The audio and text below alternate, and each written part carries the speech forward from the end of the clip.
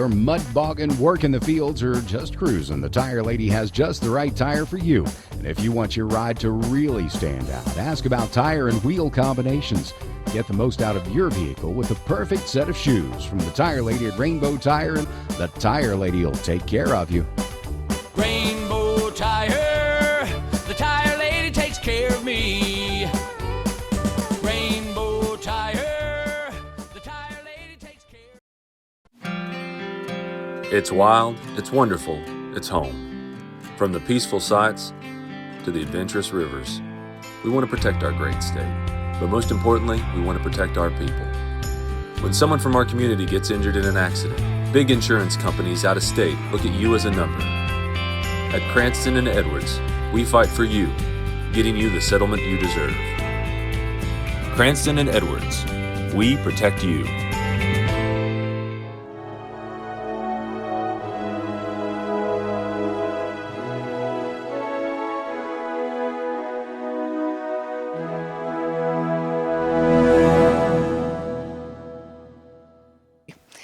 Today we're going to honor Shelby Leary with the Democracy in Action Award.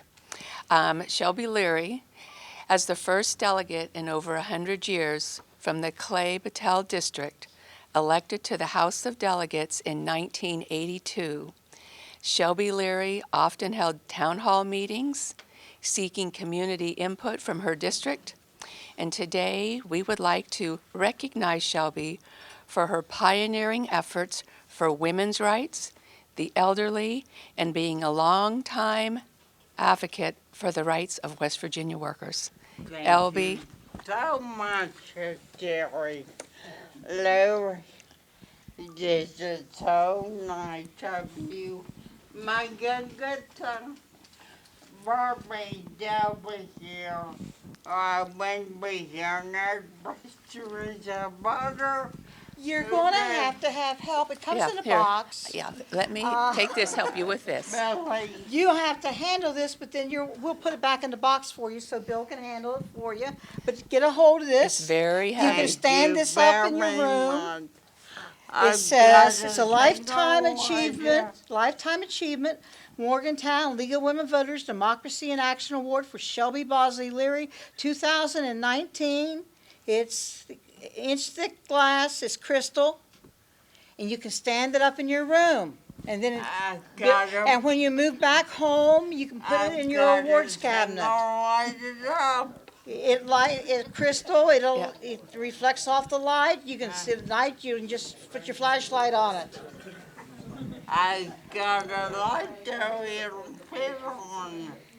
Yeah. So when we were lights. Let's get the box here.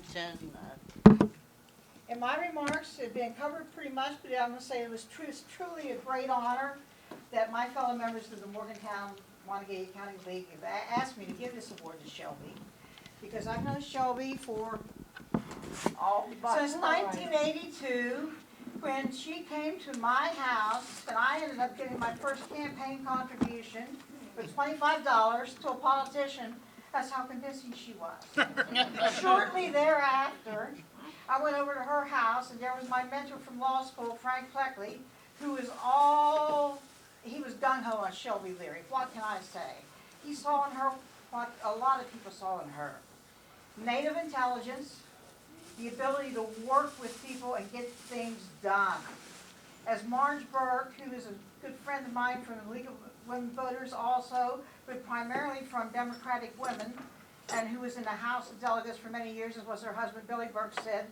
She said that Shelby was probably one of the 5 most effective legislators in the state of West Virginia during the years she was there. And she was largely unrecognized. But the reason she was most effective is because Shelby had womanly ways. Now, men, listen to this. She said that Shelby had the ability to talk to everybody, male or female, and negotiate and make a deal. She could walk up to anybody and put her arm on them and talk to them and get them to make a deal. And that was what was needed in the legislature. That's what Marge Burke said. Marge admitted that she couldn't do that, but Marge was more strident, more difficult to deal with. But Shelby could work with anybody and everybody.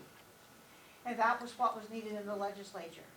Now, Shelby served with Florence Merrow and with Liz Martin, and their styles were totally different. She served with Philo Matheny, and the styles were totally different. Shelby was not known for seeking awards.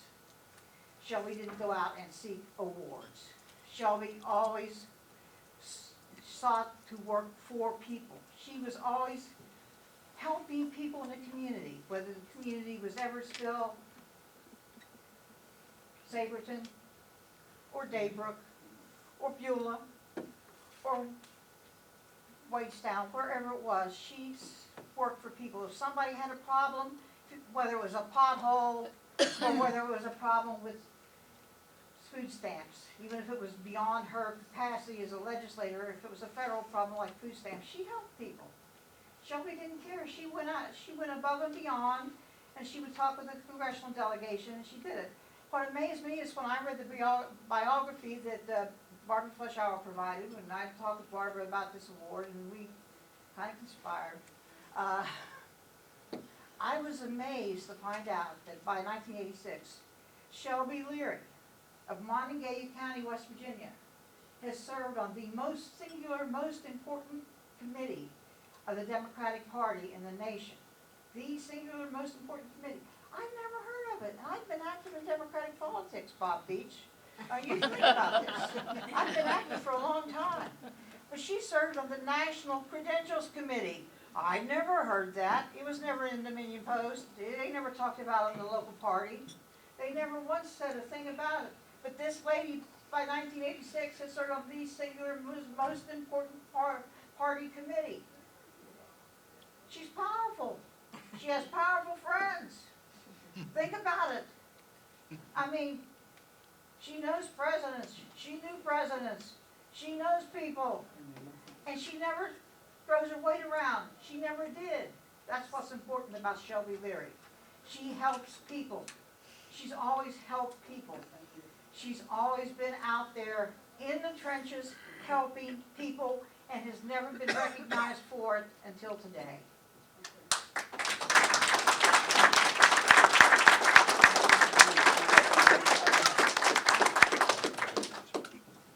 Thank you.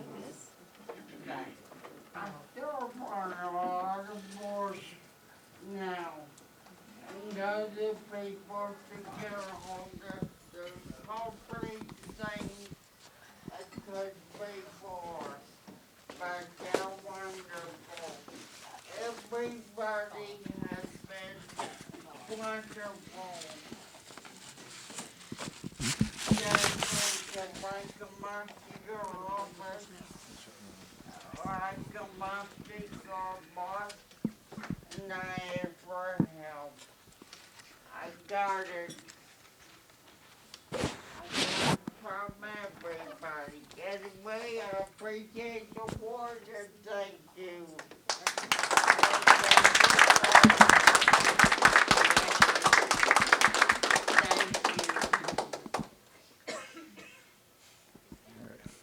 All right. Well, congratulations, Shelby. Very impressive. Yeah. Right. I'm going to give the second award. And so Don Spencer. And Don Spencer is a Swiss knife of civic engagement. And the catalyst for positive community change and human rights in our community and our state.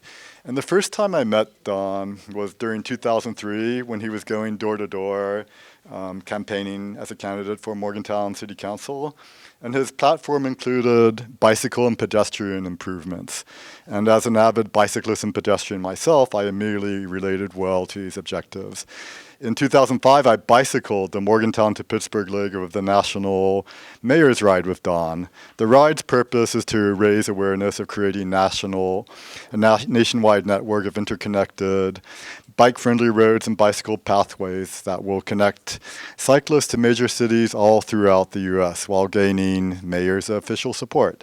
And during that ride, we learned a lot about Don, who was just shy of 70. He fell at least 3 times. During the final fall, he ended up in a roadside ditch. And every time he fell, after he wiped off the dust, he would then explain to us, "No worries, I am used to this." because I am an experienced hockey player. So yeah, it was okay. In 2006, Don founded the Morgantown Municipal Bicycle Board, and it held its first meeting on August 27, with Don serving as a city council representative from the Traffic Commission. It has not been unusual for Don not only to create new progressive boards, but also to serve on them, more than anyone I have ever met or known. Next came the Pedestrian Safety Board, then the Green Team. Then the reconstitution of the Human Rights Commission, and through recent research I learned he also sponsored the energy behind the Youth Commission, the Airport Advisory Committee, the Housing Advisory Committee, and the Solid Waste Advisory Board. And even before I had met him,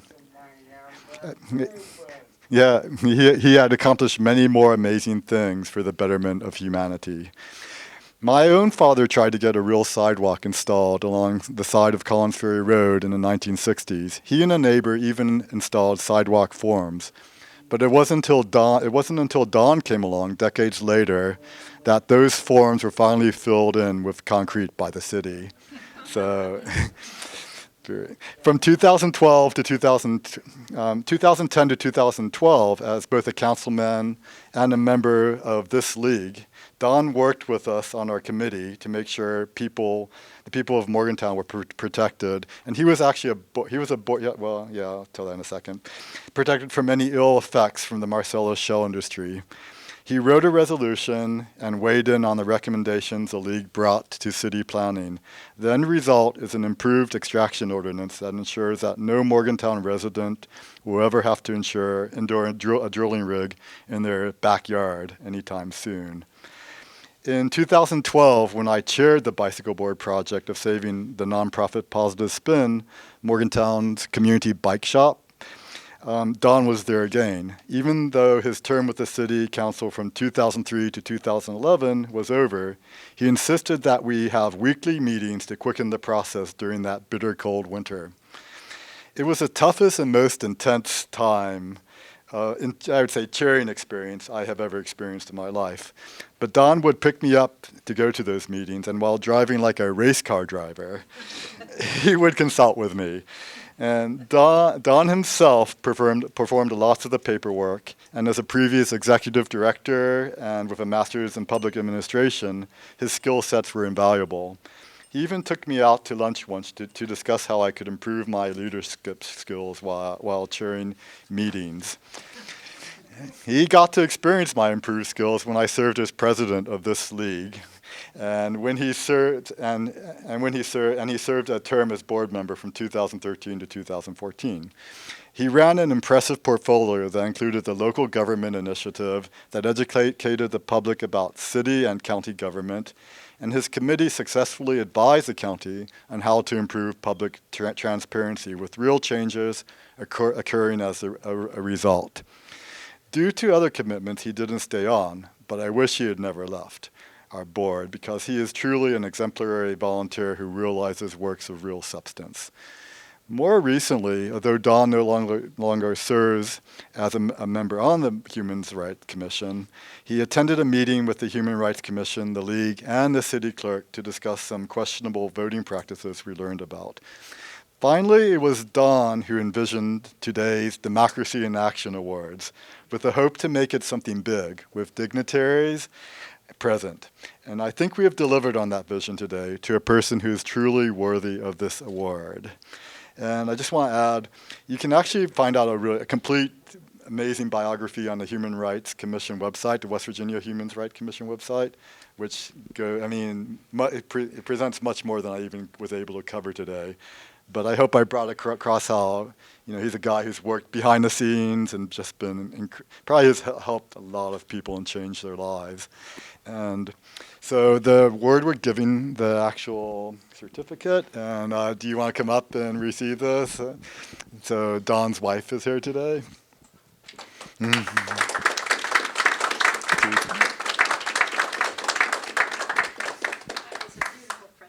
Well, thank you. We're just starting.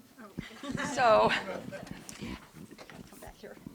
this is just a token of our appreciation. Number one, in honor of Don who we would surely have missed today, as the catalyst for positive community change and for the human rights in our community and our state.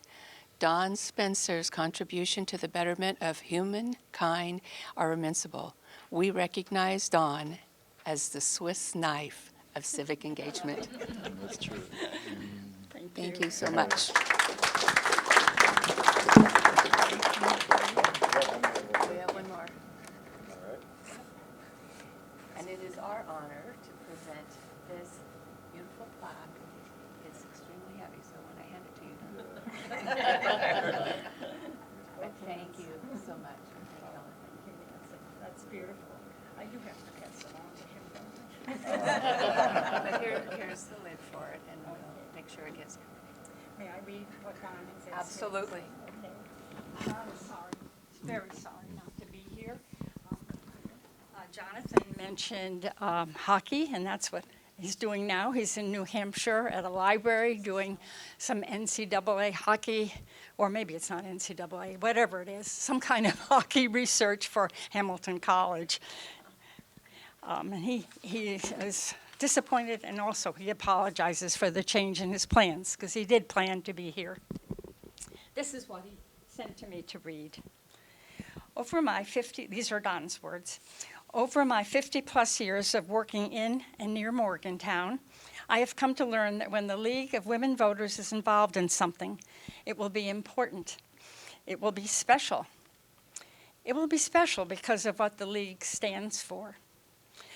It will be special because of the energy you all muster to get things done, and special because you always seem to have the wisdom to do things in the right way. You folks in the League have always done things with class, and that is why it is a special privilege for me to be honored by the League as well as to be a member of the organization. During the Second World War, my family moved from a small community in the Catskill Mountains, which was just about the size of Kingwood at that time, to a depressed area of the Bronx in New York City. I was in second grade. The small apartment building where we lived had a doorman whose name was Maurice. I was fascinated by all that Maurice did. He, of course, opened the door for people going in and out. He also carried luggage and groceries, and he emptied garbage cans, and he kept tabs on who was in the building.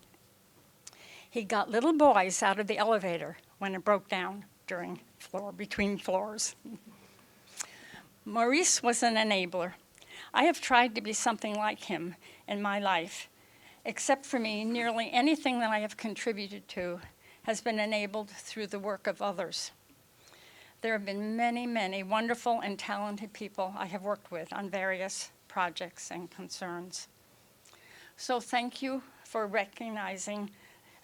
your kindness in recognizing all these people, and thank you for this Thoughtful Service Award.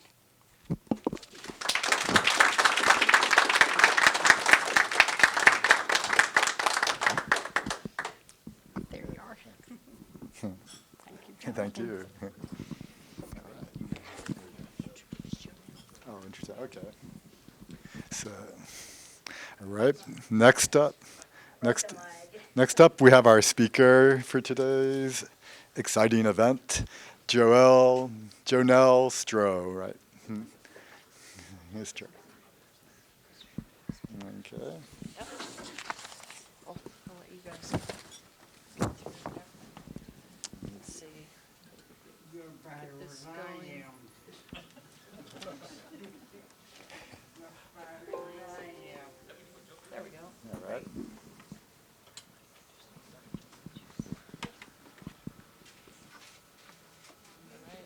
There we go. Oh. Yeah, definitely. Oh, okay, great. Well, I want to thank you all for the invitation to be here today to talk to you about this issue. I've been following it since it started. My name is JoNell Strough. I'm the chair of the Mon Valley Green Space Coalition, and I'm also a professor in the Department of Psychology at West Virginia University. So I wanted to give you just a bit of background about the Green Space Coalition and who we are. We are a 501c3 nonprofit umbrella organization. So our members are both individuals and organizations. And we were actually founded in 1995. And with the mission of developing, maintaining, and protecting interconnected trails and green spaces in Morgantown and the greater Mon River Valley. So although we've been around it since '95, and that's when our organization was founded, it was inactive for several years, although it was kept up to date in terms of being on the record and that sort of thing. And we did elect a new board of directors in 2019. But some of the group's original members were Greg Good. I don't know if you guys know him. So he was actually the founder of it, and he continues to play a role just in terms of helping the new board get things started. But one of the coalition's original projects was actually the trails that we all use now in White Park. And so that's a picture of the bridge there in White Park when it was shiny new lumber. Looks a little different now. So some of our current projects, the Greenbelt Trail System, I'm going to talk just briefly about that. Although it's not the main focus of my talk today, we also do trail maintenance and construction on some of the existing trails around town, such as those in Marilla Park and the Arboretum. And so I want to talk briefly about our current asset in Morgantown, which is our rail trails. Everybody loves the trails. They're one of the #1 tourist attractions in Morgantown. The only problem with them is that there's limited accessibility from neighborhoods. So most people, to use the rail trail, you have to get in your car, load up your bikes if you're going to bike, and drive down to the trail and park. Also, there are few connections to existing parks. And so what our coalition has been working on since we sort of reconstituted was this idea of this Greenbelt Trail system as a way to connect. And so we've got maps and a plan for how to provide connectivity through what's left of Morgantown's existing green spaces. And what this shows you, just to orient you a little bit, this is Mountaineer Mall. This is actually White Park, so the existing parks are shown in this kind of yellow-green color. Dark green is areas that are marked in city planning documents as areas to reserve. And so there's a route that we would like to see developed through White Park. There's also connections through the new Falling Run Trail over on the other side of town. So we do have this big plan, but that's not what I'm here to talk about today. But I did want to just give a tease about that, and if anybody would like to know more, I'd be happy to talk to you more about that. But what our group's recent efforts have been devoted to is protecting White Park.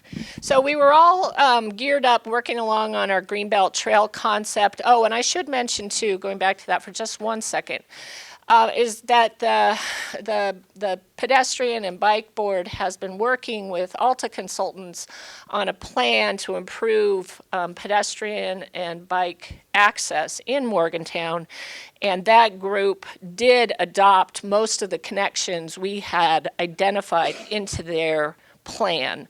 That was apparent at the last meeting I attended. So that there is still, moving forward, but in terms of the energy of the members of the coalition for the past month, it has been all about White Park.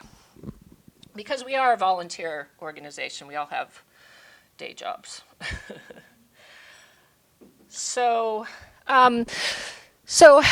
how this whole issue came up of that you may have heard about in terms of a pipeline going through White Park is that MUB is building a $48 million reservoir, 47 point something anyway, so they round it up to 48. Sometimes they round it down to 47, but in that ballpark. And it's located outside of town.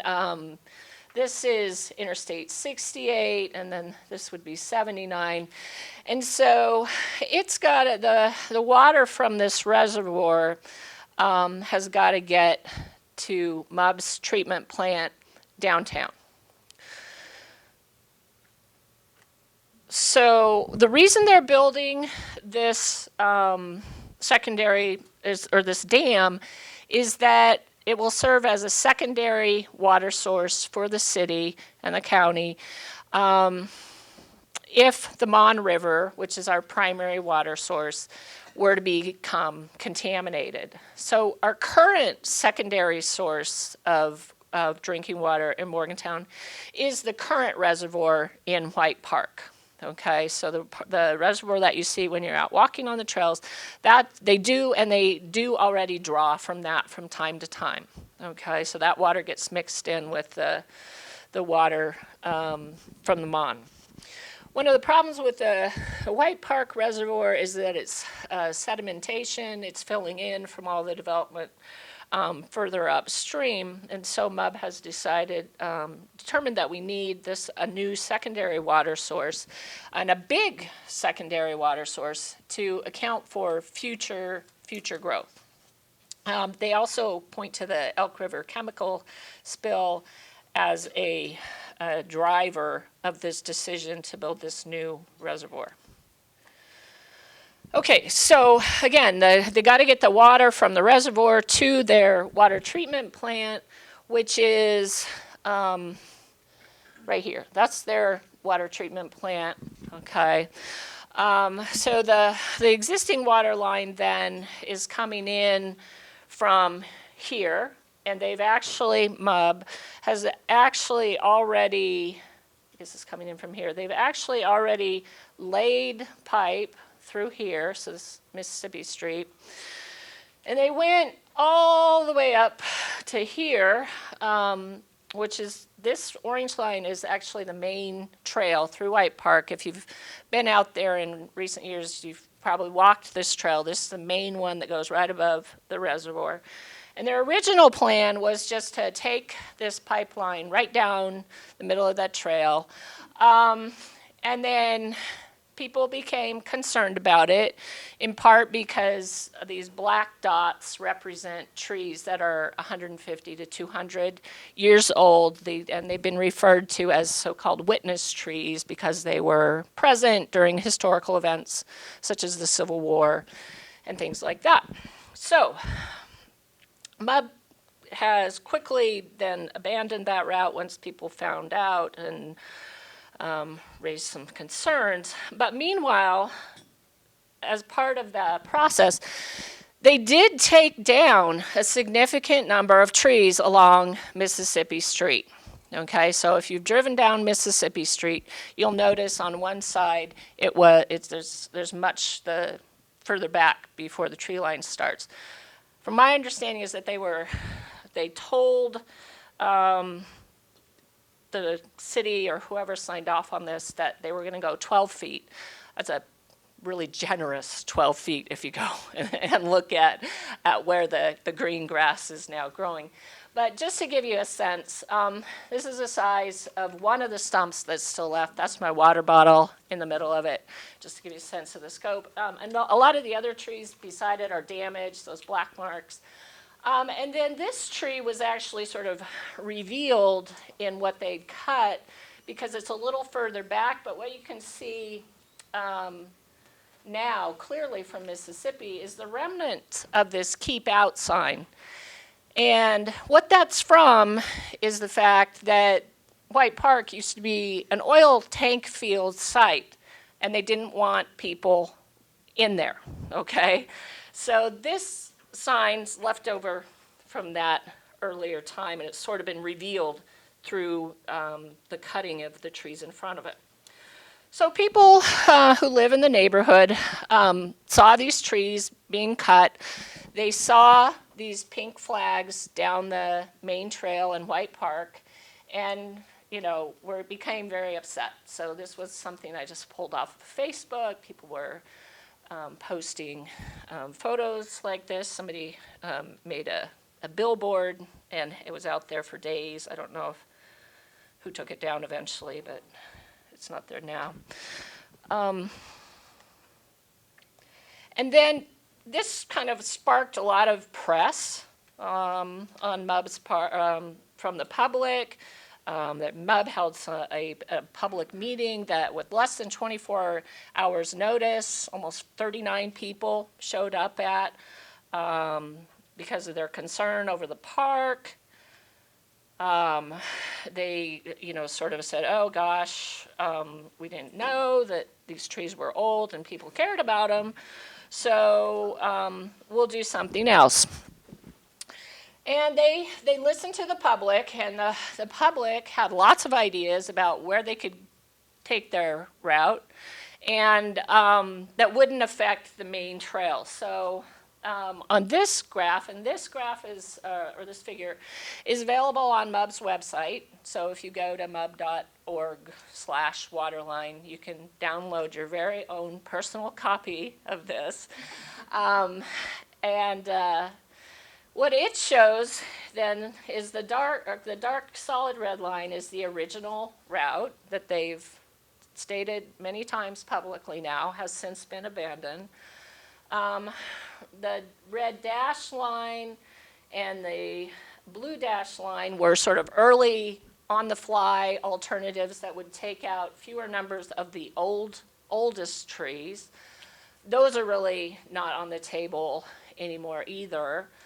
4 is the existing, the light blue line is the existing utility route, which a lot of people, when they first went out there and walked around, said, hey, you already got a huge cut through the park here, why not just use it?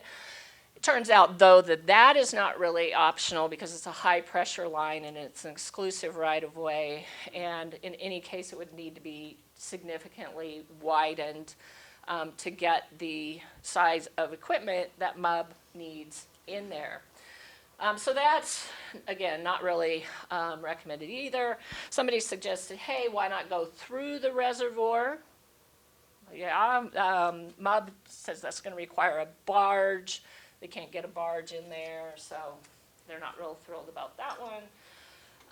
So currently MUB's leaning towards either the orange dotted line or the purple dotted line, which are 3 and 8. So there is another route, and that's the green route, which goes around the park altogether. Mississippi to Callan, and then back to the plant there. So that clearly shows where their water plant is. Okay, so all of this, I should mention, has happened maybe, we're mid-June now, 6 weeks. So there's a lot going on in the past 6 weeks in regards to this. The most recent position from MUB is that they're going to set the raw water line. They're going to choose one of these routes at their June 20th meeting, so 5 days, right, so 15th. They say they're continuing to take feedback, public feedback. However, they do not have any more public sessions scheduled at this time that I am aware of. People in the public, however, are still concerned, especially members of the coalition, and that's what I'm here to sort of talk to you about today. So there are still concerns, and I'm going to talk to you folks more about what the concerns the coalition has here in a second. But I want to point out how we got to this situation of putting a water line through a public space, okay?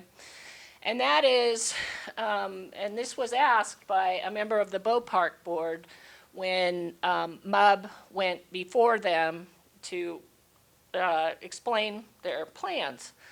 And the person, Hutchins, asks, we've been brought into the loop a little late in the game. Do you know why? So why are we just now learning that when you've already constructed the pipeline, that you need to go through the park? Smith said MUB's leadership mistakenly believed the land in question belonged to MUB because the existing Coben Creek Reservoir serves as a secondary water source. At one time it was ours. It was under our control. 30 years ago, they traded the property to the city for Bow Park in exchange for property along the Greenbelt Road. Okay. So they made a mistake. They didn't check when they were going through and designing this pipeline as to whose land it was and who actually owned it. So that's how we got here. And I'll talk more about the concerns of the coalition here in a second. But so how MUB has been approaching this decision of how to address this issue now that they've designed a pipeline that goes through the park, and there's opposition to that. How do we decide what to do? Well, they put together, this is the matrix. Are you guys familiar at all with this matrix? Bill is. Anybody else seen this yet? I just wonder, you have, so, Barry. Okay, so a few people have seen it, but most of you have not. So I'll spend a little time talking about it then. So again, this is a decision-making matrix, basically, that shows on one axis here the routes, and then across the top features of different routes. And then there are values associated with each route for each feature that MUB through some system, although I've asked repeatedly for them to explain what these colors represent, has assigned a color code. I have received no response to that request. But at one point they said that the colors were relative differences between the categories, like green would be better than yellow and red in this category, which happens to be the difference in cost. Another time they said red just means no, stop, don't do it.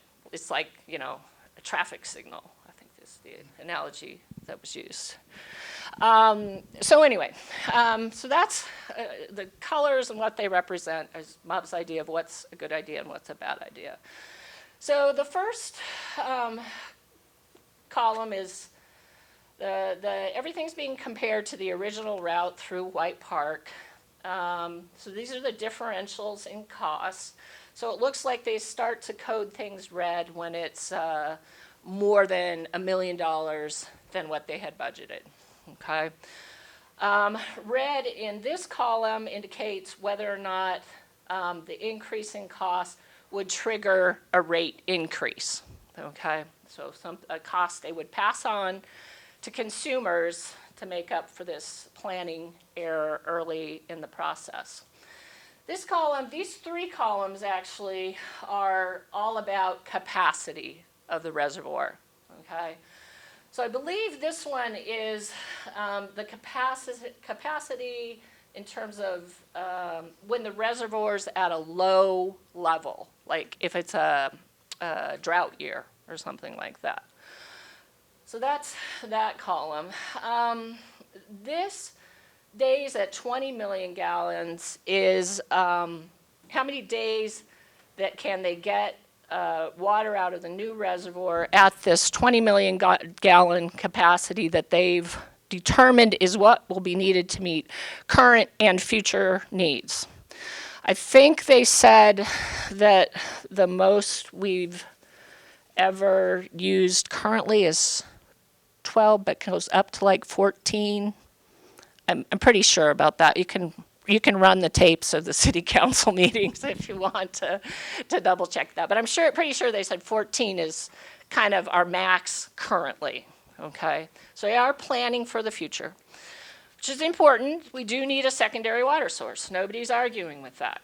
Okay, then they have the next column is the days at 16 million gallons per day. Okay. So that's the next column. So if you cut capacity a little bit and accept a trade-off there, what are you looking at? And then these two columns are about trees. So how many trees are there that are 6 inches and greater? How many of these are the so-called witness trees, the trees that are 150 years or older? This column is simply the number of oil pits that are crossed, and I'll show you some maps of those here in a second. This is regulatory stuff here. How many permits are required? There's a lot of permits that were required initially, so these are in addition to what was initially required. These are private right-of-ways as it crossed, and then this is their judgment of how easy it would be to construct this. And as you can see here, nothing is going to be easy, right? So that's part of the initial process. So one of my actually areas of study is decision making, and so I am interested. I do studies, I read about studies that use these sort of matrices, okay? So they throw out a matrix, and I'm like, wow, this is cool. I know something about decision making matrices. And so, of course, when you have a matrix, it's important to take a look at what's on the matrix and what's not on the matrix. So what's not on the matrix are what I've referred to as hidden costs. And I don't mean that in a sense that it's a deliberate hiding of information, but they're just not on the chart yet. First is the cost of mitigating contaminated soil. We do know that there are contaminants in the park. I'll show you some information about that here. If we go through the park, we're also going to have to replace trees. The value of those trees is not in the matrix. The carbon capture value of a wooded park, not in the matrix. So one of the things that MUB is holding out as a benefit of going through the park is that they'll put in a new trail. So I guess they're covering construction costs. There's been a volunteer member who's a member of our coalition, actually, who's done a lot of work for MUB in terms of showing them where the actual oil pits are and how you might avoid them. And she is a landscape architect, and so I would imagine that she would be involved with trail design if there were to be a design. But she's already donated thousands of dollars of hours of her time. And then, of course, once you have a trail, somebody has to maintain it, right? So none of that is in the matrix. So let's talk about each of those a little bit more. So the first one is the contaminated soil. Is it a threat to public health? I don't know. But it doesn't. So we do know that in the 19th century there were oil tank fields in what is now White Park. So all these black dots are oil tanks, Standard Oil, on some of the historical maps. A more recent map shows, whoops, going the wrong way here. A more recent map shows, so this is a 2010 aerial view of White Park that shows 5 tar pits. So these are spaces where there used to be an oil tank that was subsequently removed, but the spilled oil is still there, and it's at this point just like this tarry substance. I met a woman named Cheryl Ann Baker whose son fell into these pits at one time. Yeah. So those are out there. Whoops, gosh, I keep jumping too forward. Okay, and then this map actually shows where the tank sites are, at least an approximate location of the old tank sites. So the red dots are tanks that haven't been mitigated yet. Okay, so we know they were there, but nothing's been done with them yet. The green ones are the ones that have been mitigated.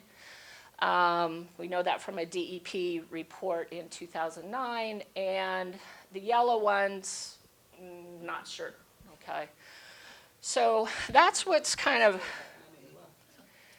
Yeah, yeah. Okay, let's see.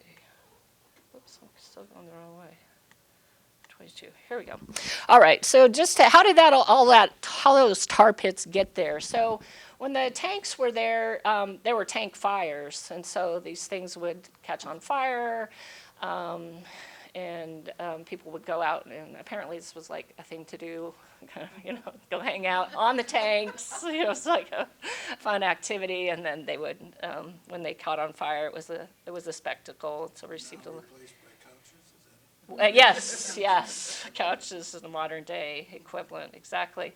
But also, there's historical reports that at one point there was a lake of oil in White Park from all the kind of stuff that had leaked out of these tank fields. So this is an article from the Dominion Post.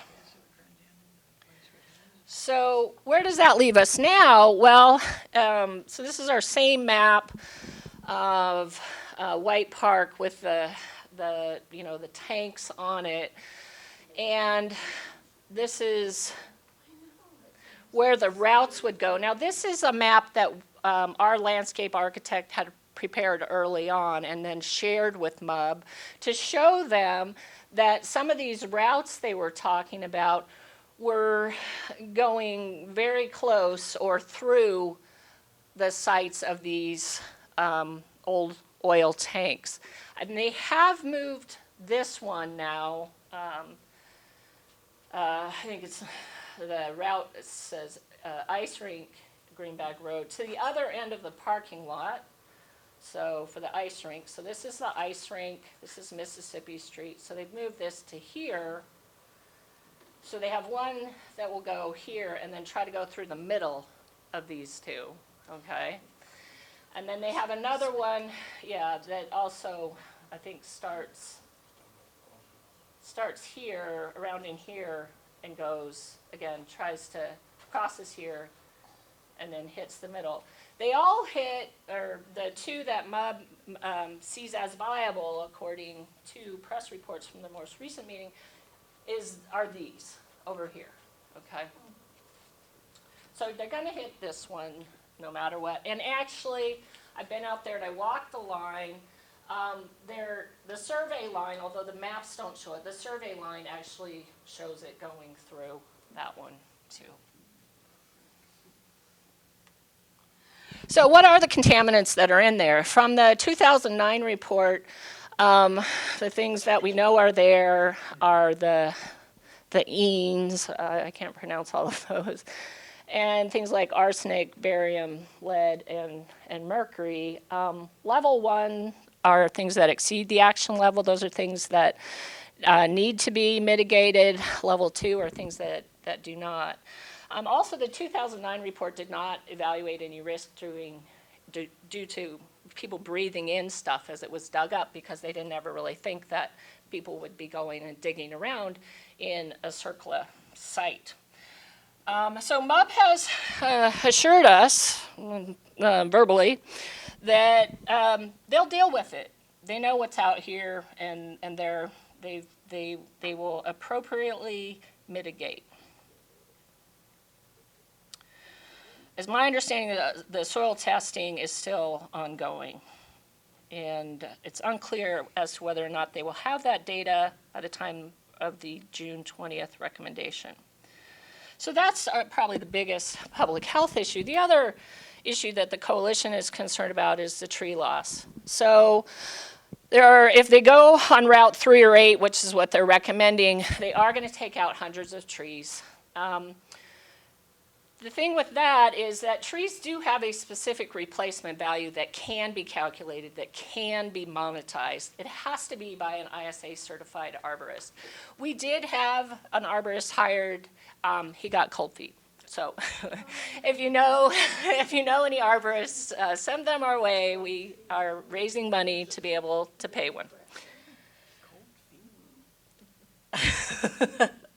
He decided he didn't want to. Didn't have time. So also trees have carbon capture value. This is an estimate that ideally we can get from experts, although we may be able to calculate it on our own because we do know the exact area of the route. I just haven't sat down to do the math yet.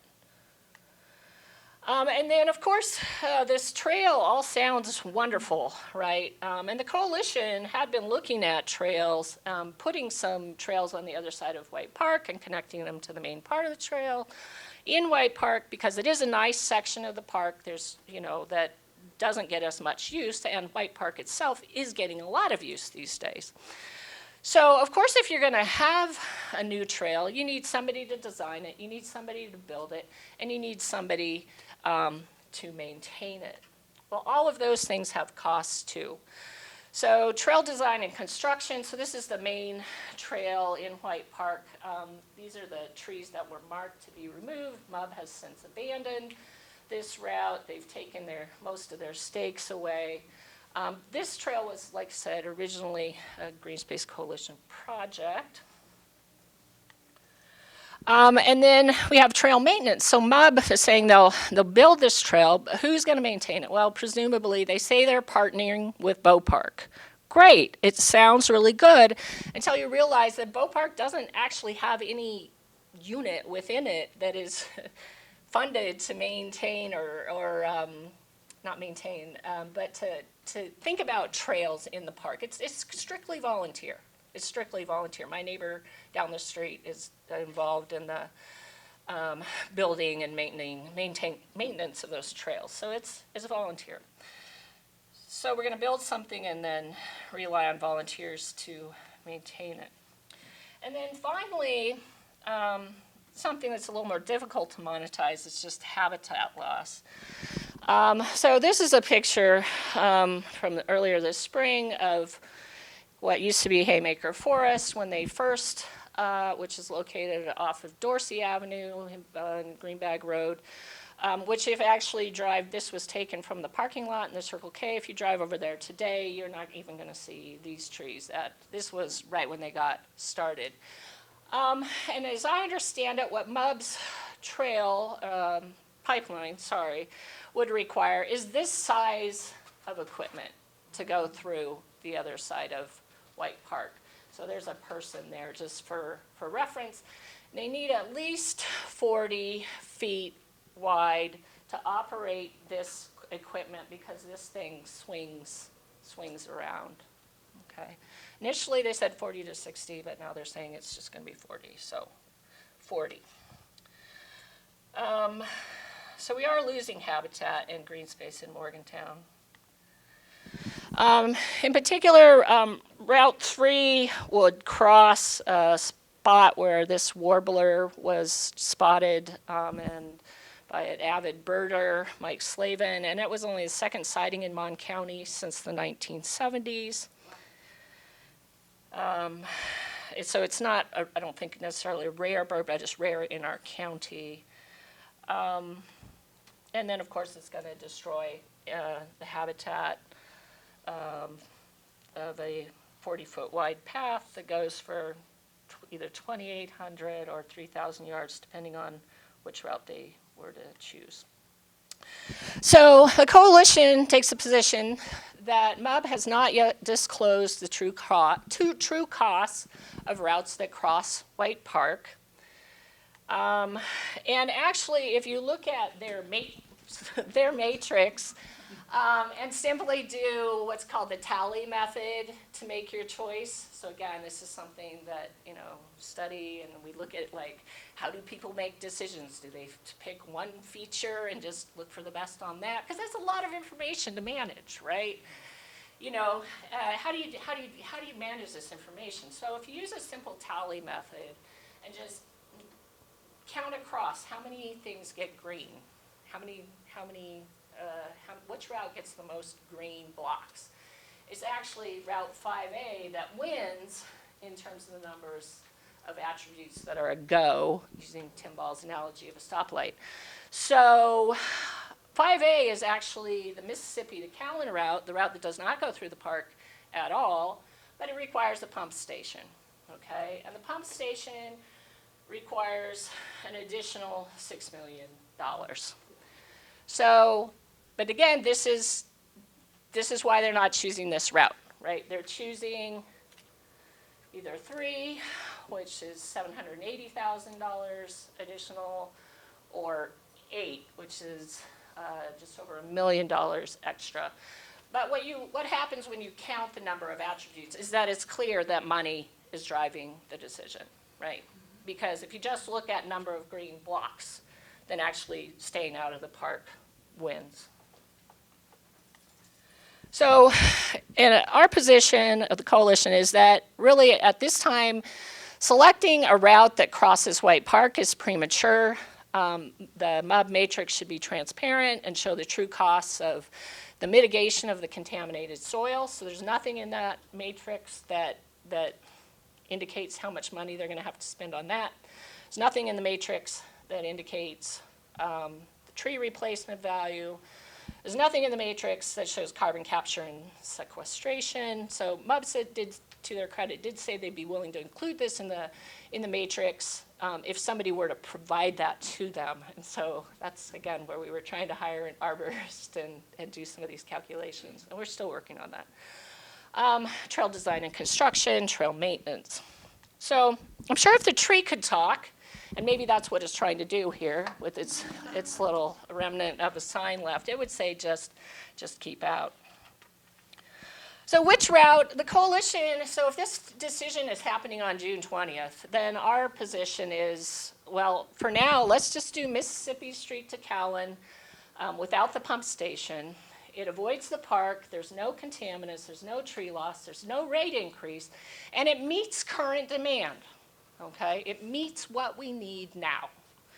In the future, we could add the pump station, which is Route 5A, which is the clear winner in terms of number, the tally number of attributes, to meet future demand. And perhaps by that time we could use some renewable energy sources, such as hydroelectric or solar power, to power the pump station. And this would potentially then offset the carbon output, because that's, MUB is saying that a carbon output of a pump station would cancel out any carbon capture, although they haven't actually shown us that data, right? I've asked them to show us the data because that's the argument they're using, but I'm not sure that it is based on data. I think it's based on, well, actually Tim Ball said it's just anybody can tell by looking at it. So anyway, I couldn't tell. And then if rate increases are required then to build this pump and run it, then that should be associated with fees for new development. And that actually aligns with MUB's current policies, as I understand them, is that people who use whatever service are the ones that should pay for it. So basically we're being asked to pay now for future people who move here. All right, so I'm happy to answer questions and comments.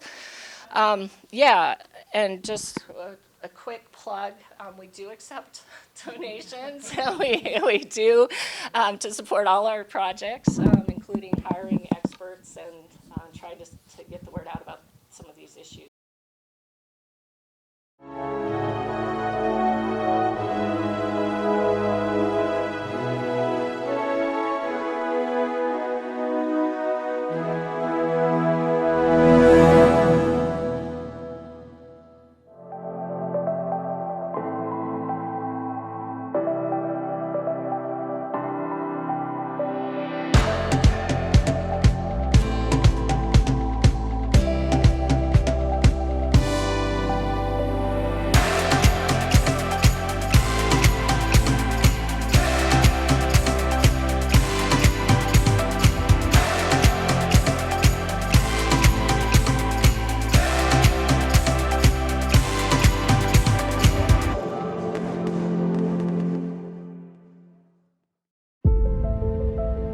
Your family is everything to you, and you'll do whatever you can to support them.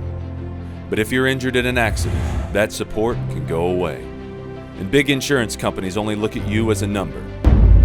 At Cranston & Edwards, we fight for you, getting you the settlement you deserve so you can get back to what matters most: your job, your life, your family. Cranston & Edwards, we protect you.